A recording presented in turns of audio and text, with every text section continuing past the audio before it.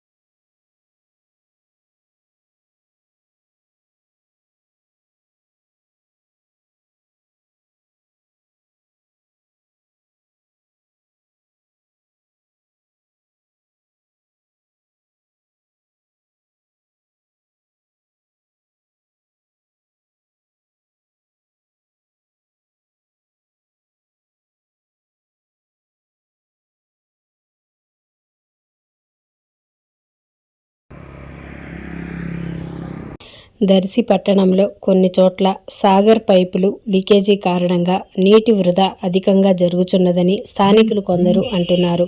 సంబంధిత శాఖ సిబ్బంది నిర్లక్ష్యంగా వ్యవహరించుట ఇందుకు కారణంగా కూడా అక్కడక్కడ అనుకుంటున్నారు.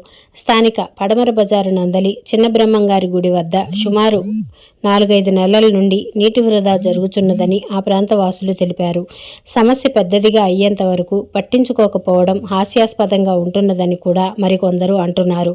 ఈ విషయమై సంబంధిత శాఖ వారు వెంటనే తగు చర్యలు చేపట్టవలసిందిగా ఈ ప్రాంత వాసులు విజ్ఞప్తి చేస్తున్నారు.